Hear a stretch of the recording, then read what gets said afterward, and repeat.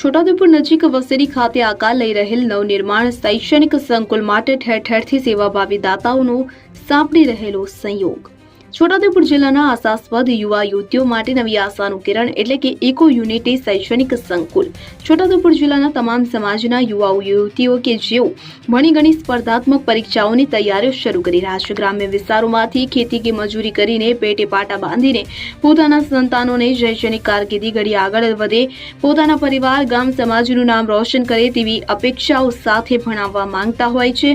જેમને છોટાઉદેપુર ટાઉનમાં રહીને અભ્યાસ કરવું છે, ક્લાસીસ કરવું છે, પરંતુ રહેવા માટેની કોઈ વ્યવસ્થા નથી તેવા તરવૈયા યુવાઓની ઓળખ કરી તેમના ઊંચા સપનાઓ સાકાર કરવા માટે સમાજના યુવા યુવતીઓ માટે સમાજના સંયુક્ત eco unity tribal progress initiative charitable trust પાંખ બનીને બહાર આવી રહી છે। ત્યારે આ ભગીરથ કાર્યમાં છોટાઉદેપુર જિલ્લાના સર્વ સમાજના યુવાનો માટે ઉપયોગી શૈક્ષણિક સંકુલના પાયામાં પોતાનું યોગદાન આપી ઐતિહાસિક અને સરાહનીય કામગીરીમાં યથાશક્તિ સહયોગ આપવા માટે શિક્ષણ એ જ કલ્યાણના મંત્ર સાથે આગળ વધી રહેલ eco unity tribal progress initiative charitable trust દ્વારા અપીલ કરવામાં આવે છે। જય હિન્દ, જય Bharat. Eco unity tribal progress initiative charitable trust Chhota Udepur દ્વારા વસેડી ખાતે હનુમાનજી મંદિરની સામે શિક્ષાનું એક મંદિર બની રહ્યું છે, જેનું નામ છે ઇકો યુનિટી શૈક્ષણિક સંકુલ। તેમાં વિદ્યાર્થીઓને રહેવા, ક્લાસીસ અને લાઇબ્રેરી ઉપલબ્ધ થશે। તેમાં આપણા સમાજના અને સર્વે સમાજના તમામ ભાઈઓ બહેનો એમાં ખૂબ સારું મદદ કરી રહ્યા છે અને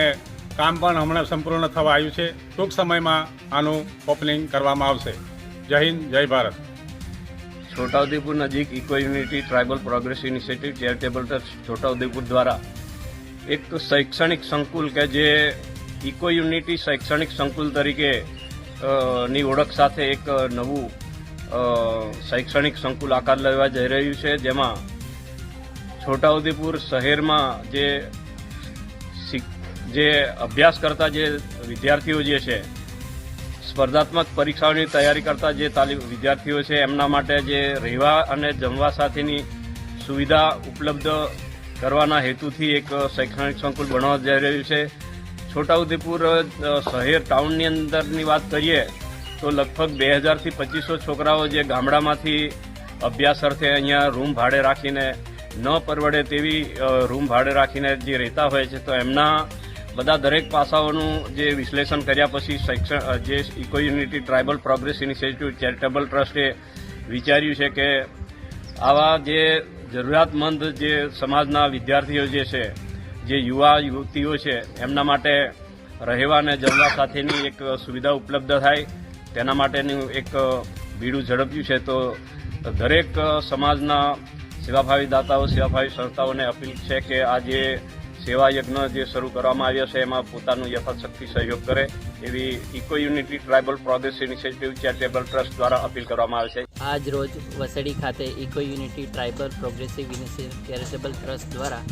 ઇકો યુનિટી શૈક્ષણિક સંકુલનું જે બાંધકામ ચાલી રહ્યું છે તેની વાલસિંહભાઈ અને ગોપાલભાઈ સાથે મુલાકાત લીધી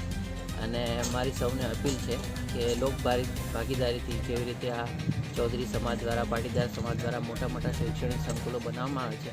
એવી રીતે આપણા સમાજમાં પણ લોક ભાગીદારીથી એક શૈક્ષણિક સંકુલનું બાંધકામ થવા જઈ રહ્યું છે। તો સૌ પોતપોતાની ફૂલ નહીં તો ફૂલની પાંખડીથી ભાગીદારી નોંધાવે। જય હિન્દ, જય ભારત।